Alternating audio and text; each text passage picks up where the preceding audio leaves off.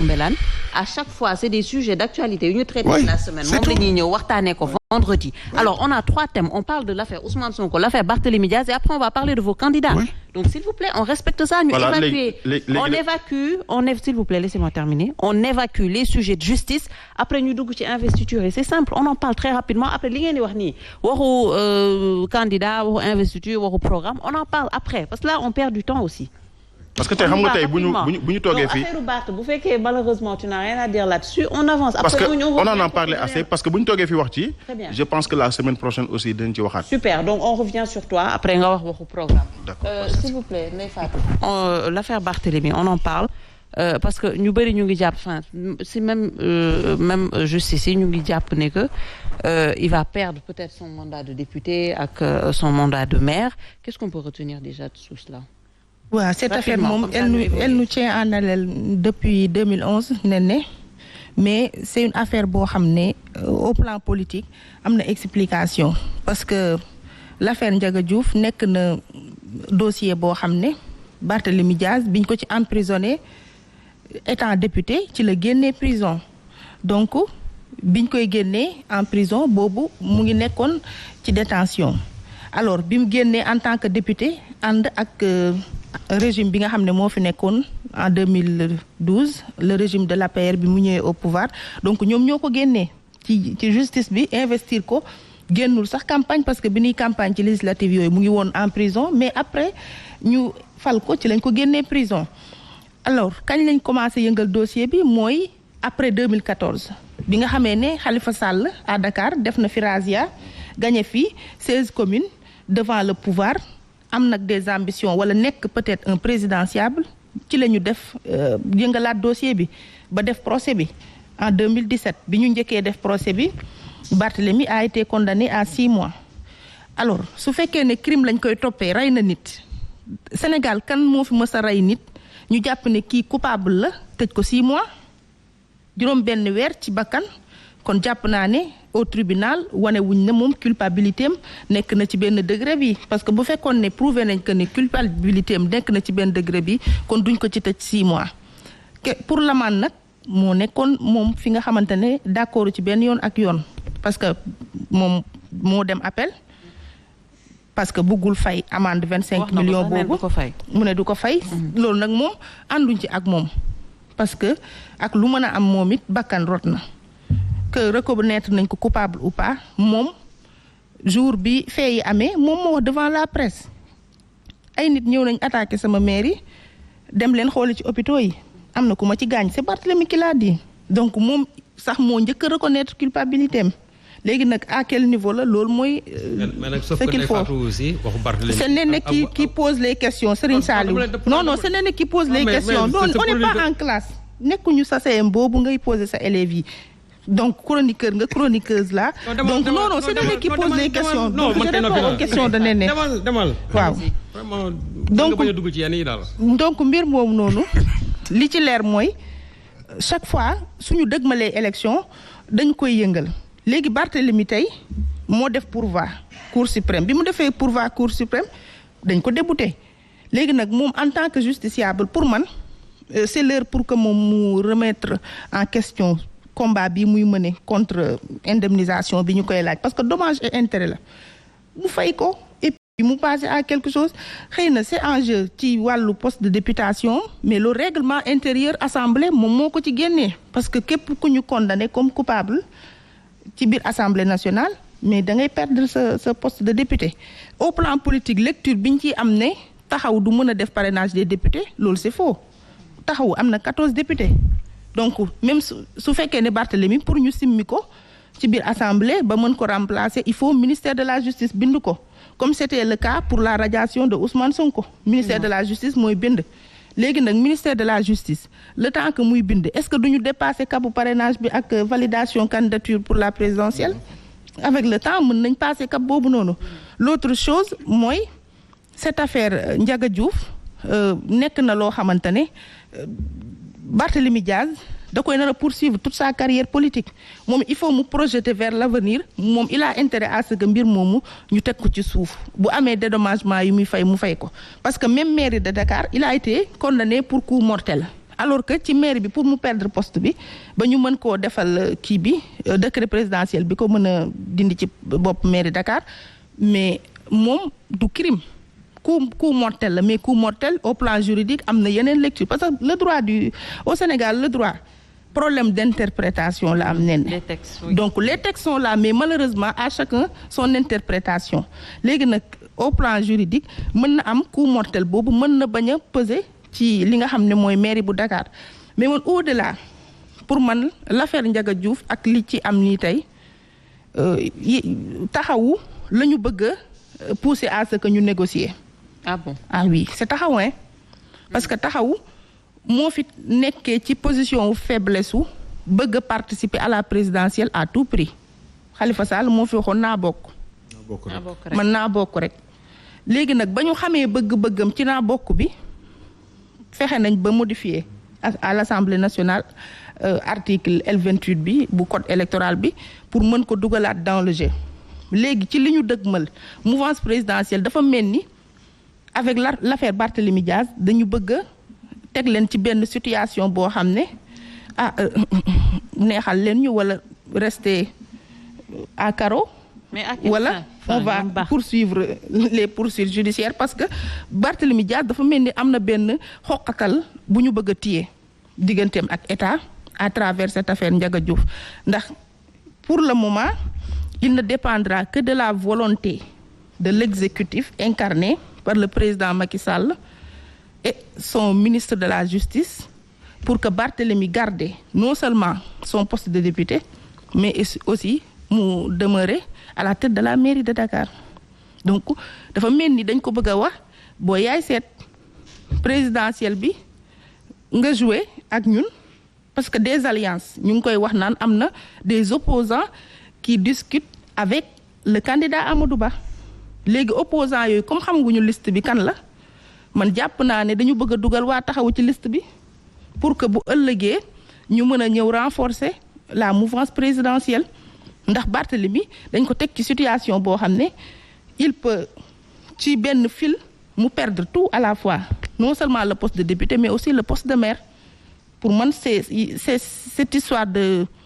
l'affaire Ndiaga Diouf à la Cour suprême ni ñu ko jugé nii il y a des visées politiques derrière surtout politiques yoo xam ne c'est entre taxawu et le régime de l'APR. D'accord. Alors un mot justice wala.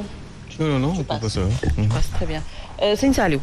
le 4 janvier, je pense que loolu am nga loo ci wax aussi, mais également l'affaire Barth rapidement. Bon, l'affaire Barth,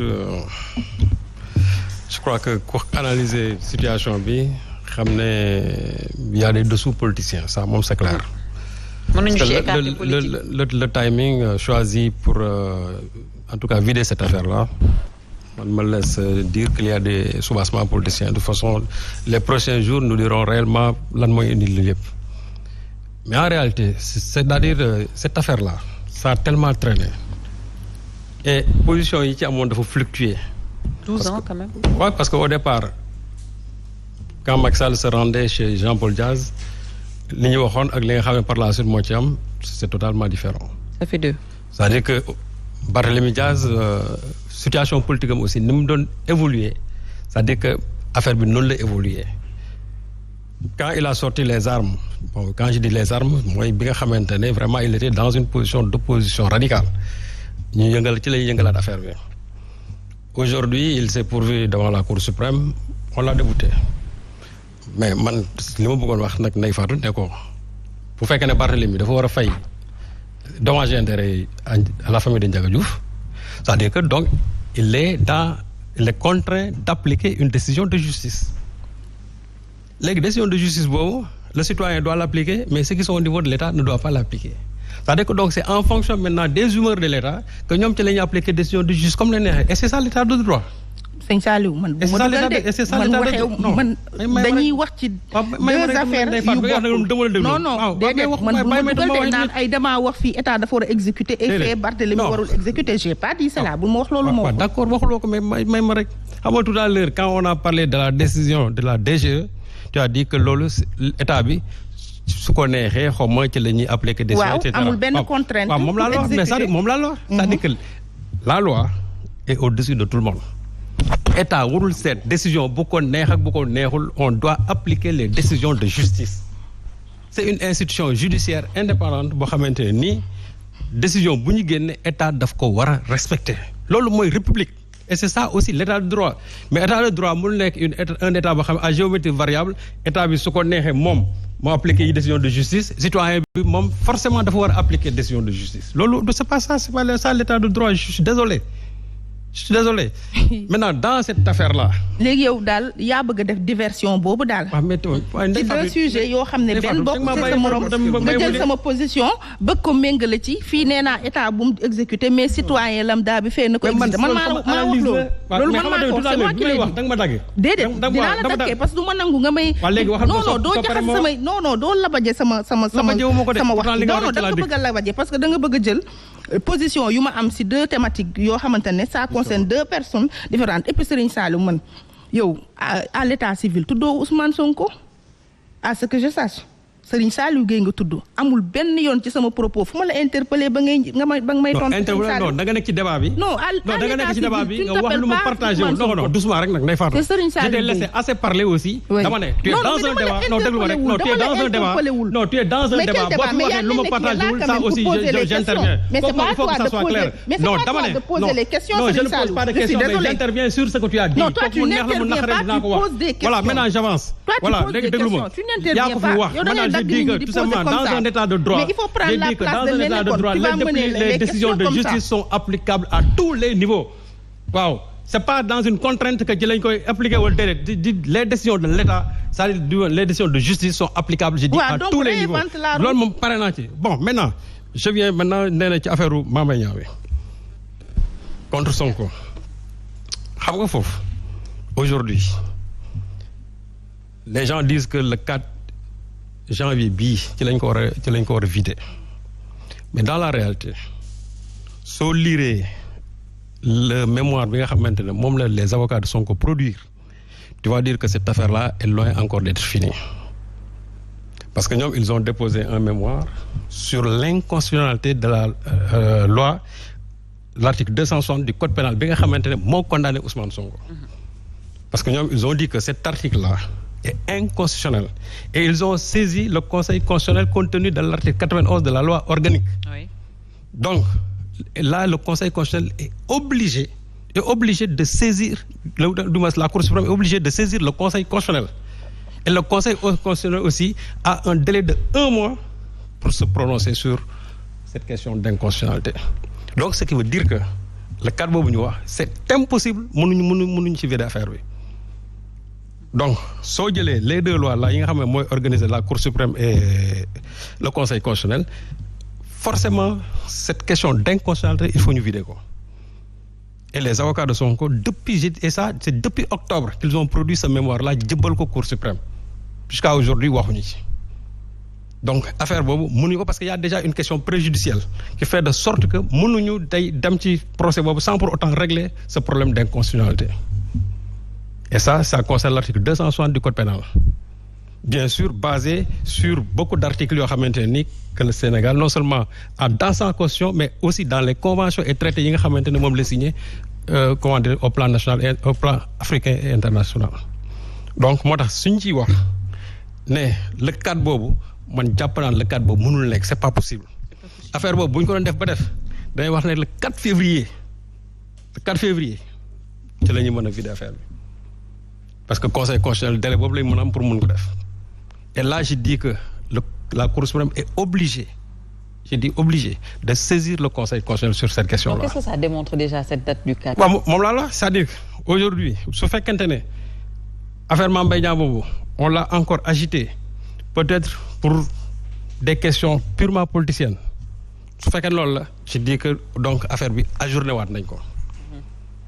et vous voyez que gis nga affaire bi. On va d'ajournement en ajournement tout boobu léegi. Fast track bi nga xam ne moo ci amoon actuellement ça a connu un coup d'arrêt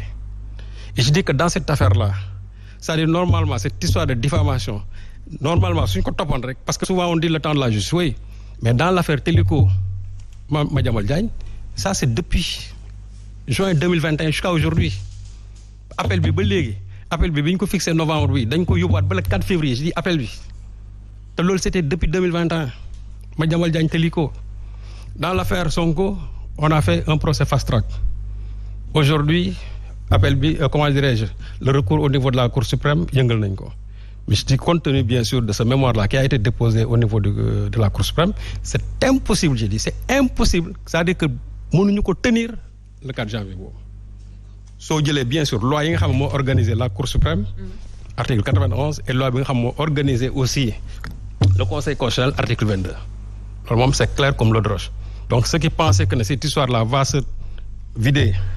le 4 février donc du moins le 4 janvier qu'ils se détrompent cette histoire-là est loin d'être finie. Très bien. Alors, je vais revenir sur toi, Aliou Sow, parce que je pense qu'on a fini avec dossier judiciaire yi. Parler un peu des yaa ngi gis investiture yu candidat yi di def Bougane Gueye Dany def na candidat wu Bouna Kanté également.